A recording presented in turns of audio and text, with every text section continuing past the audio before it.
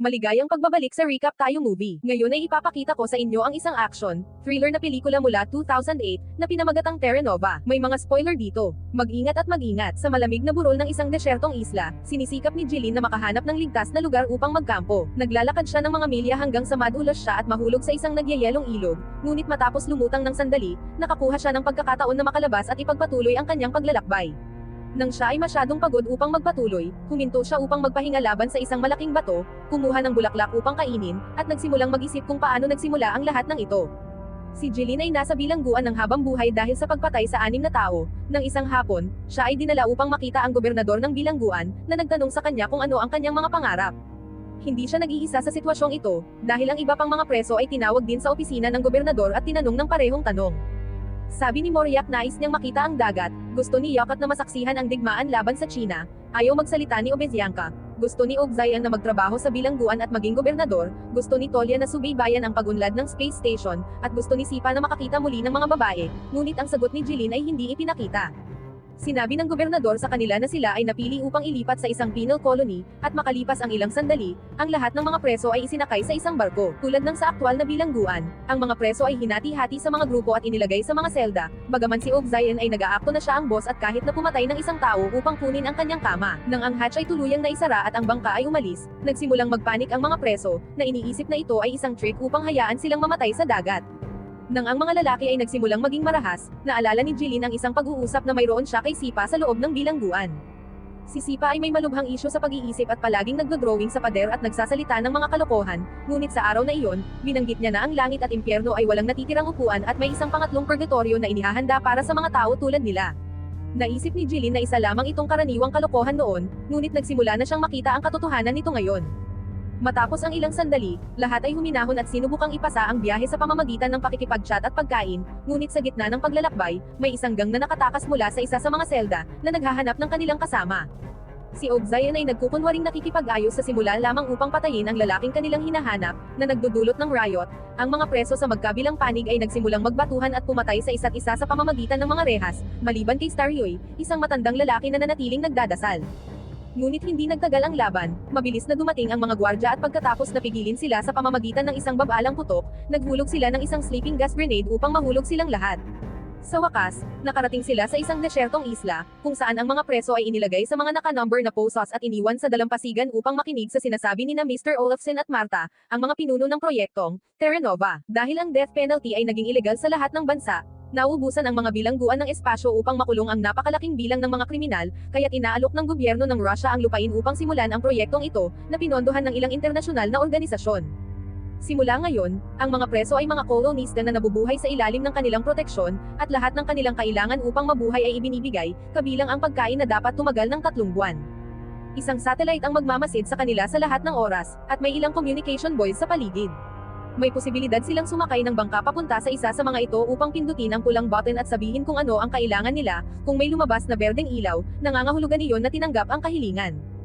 Hindi natuwa si Ogzayan sa ideya ng being recorded 24/7 kaya't nagtapon siya ng malaking bato bilang protesta, ngunit mabilis na pinabalik siya ng mga gwardya gamit ang mga babalang putok. Nilinaw ni Marta na ang mga buoy ay maaari ring gamitin upang humiling na umalis sa proyekto sa pamamagitan ng pagsasabi ng kanilang pangalan at dahilan kung bakit nila gustong umalis. Kung gagawin nila ito, ibabalik sila sa bilangguan. Sa pamamagitan ng paglalagay ng mga buoy sa dagat sa halip na sa dalampasigan, sinisiguro nilang ang desisyon ay pag-iisipan ng 2 beses bago magbanta na sumakay ng bangka. Bago umalis, naghulog ang mga gwardya ng maraming susi sa buhangin, na naglalarawan na ang mga ito ay naka-number upang tumugma sa kanilang mga posas. Nagmamadali ang mga preso patungo sa mga susi at nagsimulang mag-away ukol dito habang si Jeline at Sipa ay nananatiling ligtas sa likod, kinuha lamang ang mga susi na nahulog ng iba. Nagpasya rin si Staryoy na manatiling likod at panoorin kung paano bumuo ng linya ang isang gang sa paligid ng mga susi upang mapanatili ang kanilang mga kalaban sa labas at may isang grupo na pumunta sa mga kahon na iniwan ng mga gwardya upang kumuha ng ilang armas at atakihin ang masa gamit ang mga ito. Sa huli, nakontrol ng gang ni Ali ang sitwasyon.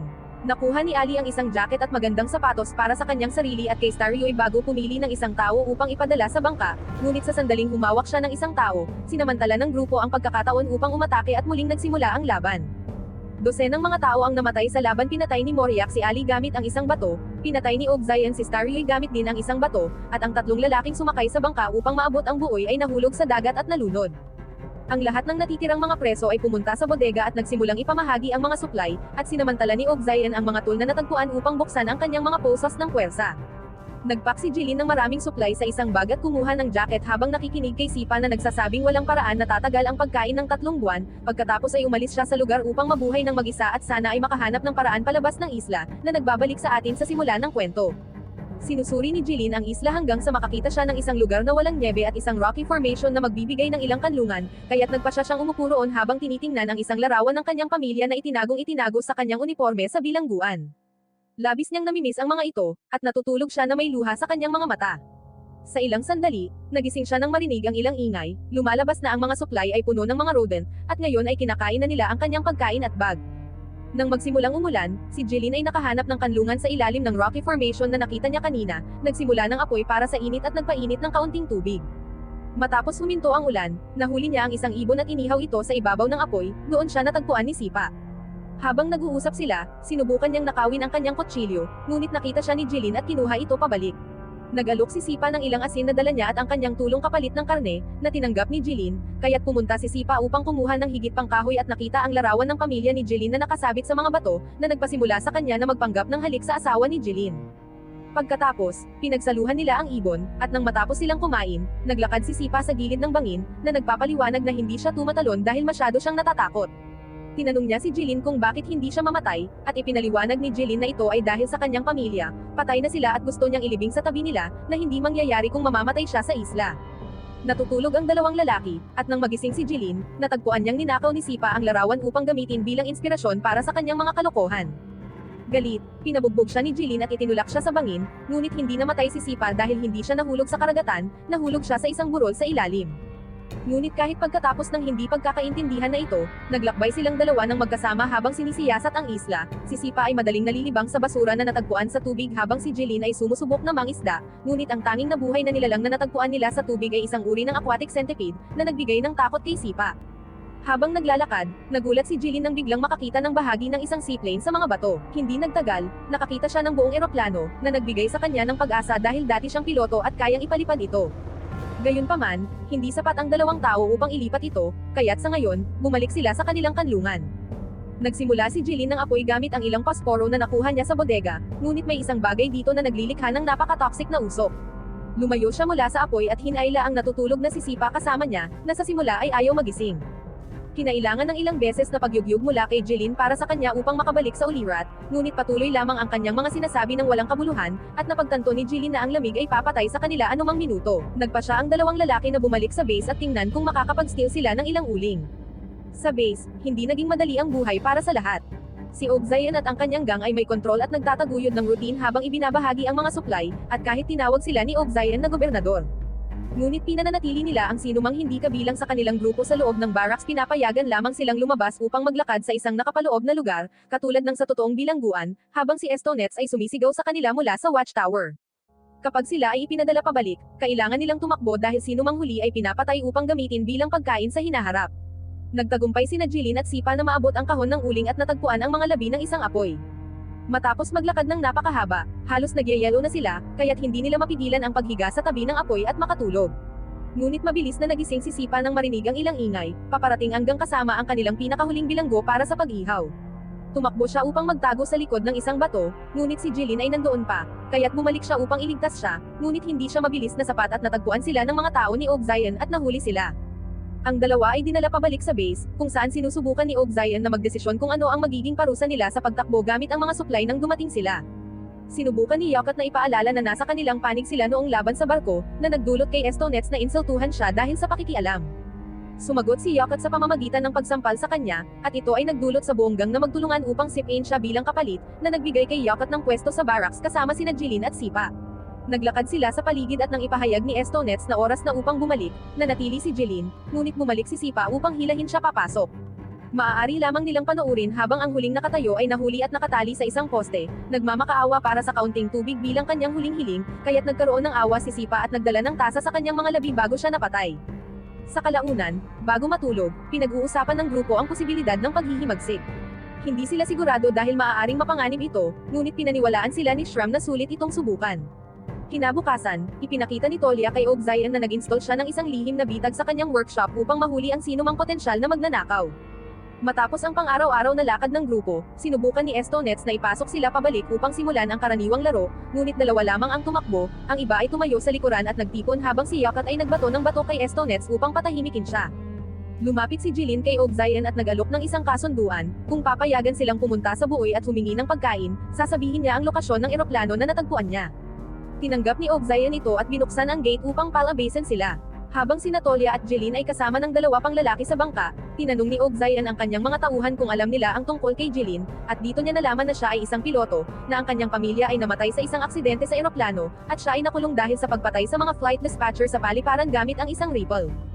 Itinuring ang krimeng ito bilang pagpatay sa ilalim ng matinding emosyonal na pagkagalit, na iniisip ni Ogzayan na nangangahulugan na may konsensya si Jilin. Nang ang bangka ay umalis na ng sapat, inutusan niya ang grupo na bumalik sa barracks, kinansela ang kanilang kasunduan. Sinubukan ni Yakat na harapin sila, ngunit siya ay agad na napatay, kaya't si Ogzayan ay hamuli ng isa pang lalaki bago ideklarang nagsimula na ang laro. Wala nang magawa ang grupo kundi tumakbo pabalik sa barracks dahil ang laban ay napakapanganib dahil armado ang mga tauhan ni Ogzayan. Samantala, sa dagat, isa sa mga lalaki ang nahulog mula sa bangka, ngunit nahuli siya sa tamang oras at hinayla pabalik. Umabot si Tolia sa buoy at humingi ng tulong, ngunit ito ay sira, at kahit ang kanyang mga tool ay hindi makatutulong. Bumalik sila sa pampang at sinabi ni Jilin kay Ogzayan na ang pagkain ay paparating, ngunit hindi siya naniwala dahil walang berdeng ilaw ng kumpirmasyon. Pinapaalala ni Tolia ang pagkakaroon ng eroplano, ngunit hindi rin ito pinaniwalaan ni Ogzayan, ngunit nagbigay inspirasyon kay Ogzayan na kumilos na parang isa siya. Napansin ito ni Ogzayan at hinawakan siya sa leeg, kaya't ginamit ni Tolia ang pagkakataon upang atakihin siya mula sa likuran at patayin siya. Dalawang iba pang miyembro ng kanyang grupo, sina Amurbek at Arzanov, ay pinatay ang natitirang bahagi ng kanilang gang at pinanood si Estonets na tumakas bago nila siya mahuli. Tinanong nila si Jilin kung ano ang susunod na gagawin, at humiling siya na palayain ang mga tao mula sa barracks dahil tinitiyak niyang ang pagkain ay darating at hindi lang nila nakita ang ilaw dahil ito ay sira. Ang mga lalaki ay nag-aalinlangan tungkol dito at pinaalala sa kanya na mayroon na silang sapat na mga katawan na maaari nilang pakainin sa hinaharap, ngunit iniisip ni Tolia na dapat itong ilibing. Pinapaalala ni Jilin ang tungkol sa eroplano, kaya't sa wakas ay tinanggap ni Amurbek at Arzanov ito.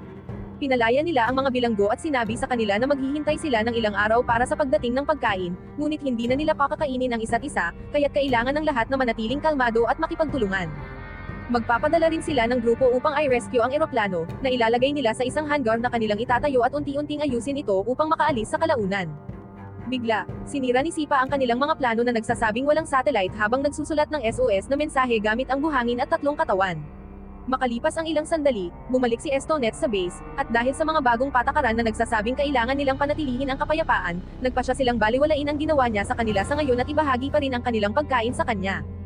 Gaidahan ni Jilin ang isang grupo ng mga lalaki patungo sa eroplano, at tumaas ang kanilang mga mood nang makita nilang totoo ang kanyang sinasabi. Sama-sama nilang inalis ito para sa mas madaling transportasyon at dinala ang mga piraso pabalik sa base. Sa wakas, dumating si Marta sa isla kasama ang maraming gwardya. Gumamit sila ng gas upang panatilihing malayo ang mga lalaki, ngunit pinayagan si Jilin na makipag-usap sa kanya at talakayin ang listahan ng mga bagay na kanilang hiniling. Naguguluhan siya kung bakit humihingi sila ng gas, at ipinaliwanag niya na ito ay para sa mga generator, na dapat ay pinapagana ng hangin ngunit hindi ito gumagana sa panahon ng polar night. Sa katotohanan, nais nila ang gas para sa eroplano. Sinamantala ni Jilin ang pagkakataon na tanungin kung bakit hindi nila sinagot ang SOS na mensahe ni Sipa, at ipinaliwanag ni Marta na ang kanilang satellite ay uri ng infrared na nakikita nila ang init. Kaya't makikita nila ang mga tao at kalan ngunit hindi ang mga salita. Nais din niyang malaman kung ano ang ginagawa ng mga tao na napakalayo mula sa base ilang araw na ang nakalipas, at sinabi niya sa kanya na nangingisda sila. Hindi sila naniwala sa kanya dahil walang isda sa lugar, kaya't nagsinungaling siya muli at sinabi sa kanila na kumakain sila ng mga nilalang katulad ng centipede, na labis na nakakagulat sa kanya. Nais din nilang malaman kung ilan sa mga orihinal na 206 na kolonisado ang natitira, na labis na pinagdudahan ni Jilin dahil dapat ay kaya nilang malaman gamit ang kanilang satellite. Sinabi niya na 87 ang natitira, at marami ang may sakit, ngunit walang sino man ang nais na iwanan ang proyekto at bumalik sa kulungan. Bago umalis si Jilin, sinabi ni Marta sa kanya na mayroon siyang karapatan sa isang personal na hiling, kaya't ibinigay niya ito sa kanya sa ilang piraso ng papel na humihiling na bigyan ng maayos ang grupo. Nang umalis na ang mga gwardya ng bagong supply, sinubukan ni Jilin at ng kanyang mga tao ang gas sa eroplano na nakatago sa hangar at masayang nakumpirma na ito ay gumagana. Pagkatapos, pinanood nila ang isang bagong grupo ng mga Amerikanong bilanggo na dumating habang umalis ang mga gwardya at si Marta sa isla. Ang mga bilanggong ito ay may isang leader din, isang napakalaking tao na sinubukan ni Jilin na makipagkamay. Hindi ito tinanggap ng lalaki sa katunayan, sinuntok niya si Jeline, na nag-trigger ng laban sa pagitan ng dalawang panig. Ang laban ay brutal at walang nag-aalinlangan na pumatay, kaya't hinailan ni Sipa si Jeline sa kanya upang itago siya sa workshop. Isa sa mga Amerikano ang sinubukang sundan sila, ngunit nahulog siya sa bitag ni Tolia at agad na namatay. Si Arzanov ay nakipaglaban sa lider ng Amerikanong lalaki at nalampasan, ngunit bago siya mapatay, sumingit si Amorbek at pinatay ang malaking lalaki sa halip habang nasusunog ang mga gusali sa paligid nila. Lahat ng ito ay pinapanood ng mga namumuno sa proyekto. Tinawag ni Marta ang sentrong opisina at sinabi sa kanya na ipatupad ang Code Naked Island, na nagpapadala ng maraming gwardya sa isla na nagpapaputok sa lahat ng natitirang mga bilanggo habang sinusunog ni Marta ang mga liham ni Jeline. Sa kabutihang palad, ilan sa mga lalaki ang buhay pa dahil nagtago sa mga bundoko sa hangar, sina Jeline, Sipa, Arzanov, at Tolia. Sama-sama nilang itinulak ang eroplano, ngunit nang sila ay malapit nang sumakay dito, sinabi ni Sipa sa kanila na palm at tumakbo siya sa mga burol upang tumalon sa karagatan, na hindi natatakot. Ang natitirang trio ay sumakay sa eroplano at nagawang ligtas na makalipad si Jeline, kahit na pinapaputukan sila ng mga gwardya sa daan. Ang kanyang dalawang kasama ay namatay, ngunit hindi siya tinamaan ng mga bala, kaya't lumipad siya palayo sa kanyang kalayaan.